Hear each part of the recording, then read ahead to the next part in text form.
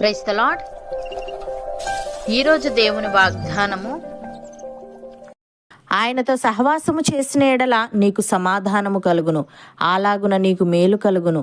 యోబు గ్రంథము 22వ అధ్యాయము 21వ వచనము. సహోదరి సహోదరులారా, ఈ వాక్యాన్ని యోబు స్నేహితుడైన ఎలీఫజు పలికాడు. యోబుకు కష్టాలు వచ్చినప్పుడు ఎలీఫజు మరియు ఇతర స్నేహితులు, నువ్వు పాపం చేశావు కాబట్టే దేవుడు నిన్ను శిక్షిస్తున్నాడని, కాబట్టి దేవునితో సహవాసం చేసి తిరిగి శాంతి పొందు అని సలహా ఇచ్చారు. నిజానికి యోబు కష్టాలకు కారణం అతడు పాపం చేయడం కాదు. ఈ విషయంలో ఎలీఫజు చెప్పిన సిద్ధాంతం పూర్తిగా సరైనది కాదు. అయినప్పటికీ దేవునితో సహవాసం వల్ల సమాధానం, మేలు కలుగుతాయనేది ప్రాథమిక సత్యం. కష్టాల్లో ఉన్నా లేకపోయినా దేవునితో సంబంధం కలిగి ఉండటమే నిజమైన మేలు. ఈ వాక్యం ప్రధానంగా ఆ మేలుల గురించి చెప్తుంది. ఇక్కడ ఆయనతో సహవాసం చేసిన ఎడల అని ఉంది. అంటే దేవుని తెలుసుకొని ఆయనతో స్నేహం చేసి ఆయన చిత్తాన్ని అంగీకరించి మరియు ఆయన మార్గాల్లో జీవించడాన్ని ఇది సూచిస్తుంది. ఇది కేవలం జ్ఞానం మాత్రమే కాదు, హృదయపూర్వక సంబంధం. ఉదాహరణకు, ఉదయం లేవగానే లేదా రోజులో కొంత సమయము మనము దేవుని స్వరాన్ని వినడానికి, ఆయన ఆలోచనలను అర్థం చేసుకోవడానికి బైబిల్ని శ్రద్ధగా చదవడం, లేదా మన స్నేహితునితో మాట్లాడినట్లే రోజులో మన సంతోషాలను, బాధలను, నిర్ణయాలను, సందేహాలను ప్రార్థనలో దేవునితో పంచుకోవడం, మరియు ఏదైనా నిర్ణయం తీసుకోవడానికి ముందు ఇతరుల సలహాల కంటే మొదట దేవుని అభిప్రాయం మరియు మార్గదర్శకత్వం కోసం హృదయపూర్వకంగా నిరీక్షించడం. ఇలాంటివి దేవునితో మన సహవాసం మరియు దేవుణ్ణి మన జీవితంలో కేంద్రంగా చేసుకోవడాన్ని సూచిస్తాయి. మరియు మన జీవితంలో దేవునికి మొదటి స్థానం ఇవ్వడం ద్వారా దేవునితో మన ఈ సంబంధం బలపడుతుంది. అలాగే దేవునితో సహవాసం చేస్తే సమాధానం, మేలు కలుగుతాయని చెప్పాడు. దేవునితో నిజమైన సంబంధం ఉన్నప్పుడు హృదయంలో శాంతి కలుగుతుంది. ఇది లోకంలో కలిగే తాత్కాలిక శాంతి కాదు. పరిస్థితులు ఎలా ఉన్నా మనస్సుకు, ఆత్మకు లభించే నిజమైన సమాధానం. పాపం నుండి, అపరాధ భావన నుండి విముక్తి లభిస్తుంది.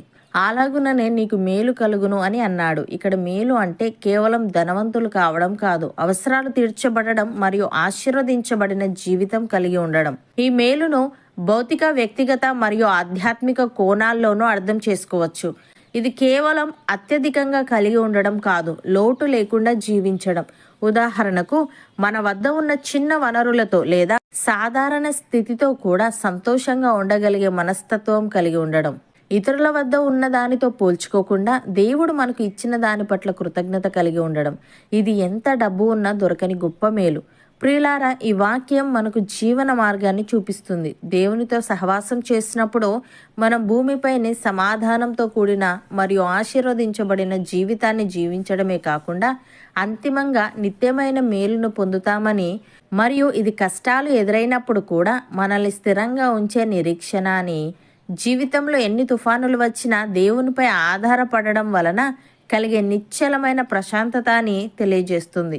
భక్తుడు ఈ విధంగా అంటున్నాడు, ఎవని మనస్సు నీ మీద ఆనుకొనునో వానిని నీవు పూర్ణ శాంతి గలవానిగా కాపాడుదువు. ఏలే అనగా అతడు నీ అందు విశ్వాసముంచి ఉన్నాడు. యెహోవాయే నిత్యాశ్రయ దుర్గము, యుగయుగములు యెహోవాను నమ్ముకొనుడి అని. సహోదరి సహోదరులారా, దేవుడు మిమ్మల్ని గూర్చి చింతించుచున్నాడు గనుక మీ చింత యావత్తు ఆయన మీద వేయుడి. నిబ్బరమైన బుద్ధి గలవారై మెలకువగా ఉండుడి. మీ విరోధి అయిన అపవాది గర్జించు సింహము వలె ఎవరిని మింగుదునా అని వెతుకుచూ తిరుగుచున్నాడు. లోకమందున్న మీ సహోదరుల యందు ఈ విధమైన శ్రమలే నెరవేరుచున్నవని ఎరిగి విశ్వాసమందు స్థిరులై వానిని ఎదిరించుడి. తన నిత్య మహిమకు క్రీస్తునందు మిమ్మల్ని పిలిచిన సర్వకృపానిధి అగు దేవుడు కొంచెము కాలము మీరు శ్రమపడిన పిమ్మట తానే మిమ్మల్ని పూర్ణలనుగా చేసి స్థిరపరిచి బలపరచును. అవును అన్నవారు నాతో పాటు ప్రార్థనలో ఏకీభవించండి.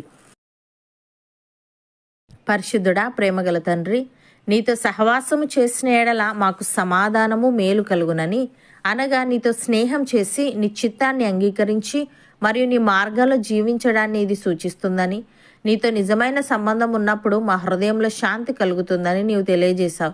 తండ్రి, నీకు స్తుతులు.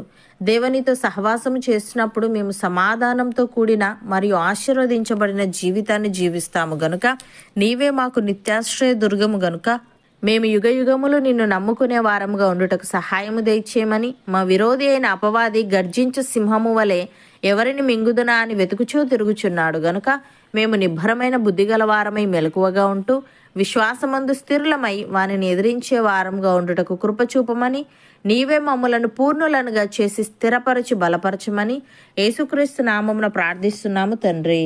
ఆమెన్.